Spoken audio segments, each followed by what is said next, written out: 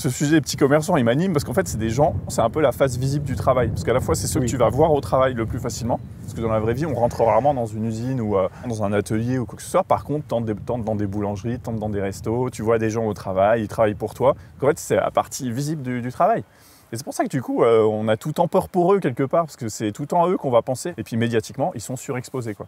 Puis toujours, qui surexpose en général quand ils parlent du problème de la restauration, ils demandent l'avis du restaurateur, donc du patron, mais pas de la serveuse ou du serveur ou du cuisinier, tu vois. C'est dingue. Hein. C'est marrant parce que tu as une société qui va mal, surtout à cause de la grande bourgeoisie. Ouais. Qu'on essaie de réduire à la petite bourgeoisie quand on veut taper dessus, on dit vous tapez sur les petits bourgeois, et dans les petits bourgeois, on nous dit qu'on tape sur le boulanger qui a sa boutique ou le cuisinier qui cuisine vraiment et qui a son resto, alors qu'en fait, eux, ils sont minoritaires et qu'on interviewe toujours des gens qui ne sont pas dans cette situation-là. C'est complètement dingue. Hein. Mais ça va avec le mythe de la bourgeoisie, un peu, parce que la bourgeoisie est née de ces petits métiers, et donc je pense que dans l'imaginaire français, dans la littérature, on parle toujours de ces métiers. Donc c'est vrai qu'il y a une surexposition quand on y va, et il y a une surexposition historique aussi, tu vois. C'est vrai que le métier d'actionnaire, un enfant, même à 12 ans, il ne sait pas ce que c'est un actionnaire, tu vois. Ah non. Alors que le boulanger, il sait ce que c'est. En fait, les bourgeois se sont effectivement historiquement construits sur le fait qu'eux travaillaient. C'est comme ça qu'ils se sont différenciés de l'aristocratie.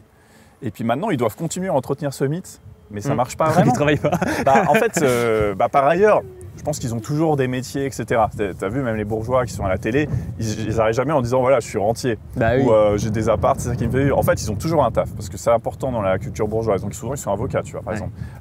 Donc effectivement, ils vont être gestionnaires, ils vont présider un conseil d'administration et tout. Mais en fait, c'est pas ça qui les enrichit, c'est vraiment leur capital. Mais c'est pas leur capital qu'ils vont mettre en scène. Tu sais, il y a une sorte de honte. Les bourgeois, ils s'assument pas comme étant bourgeois. Mais moi, je trouve que c'est ça qui les rend faibles, en fait. Hein. Ils s'invisibilisent en permanence, vu qu'ils sont toujours en permanence en train de nier ce qu'ils sont. C'est-à-dire en gros des exploiteurs et puis des gens qui s'enrichissent grâce à leur capital. Ils ont toujours besoin de montrer que justement ce sont eux qui triment le plus, etc. Mais ça, c'est un peu impossible, quoi. Moi, ça m'amuse toujours. Je lis un peu les biographies de grands patrons où en fait les grands patrons actuels en France, c'est vraiment des enfants et des petits-enfants de grands patrons.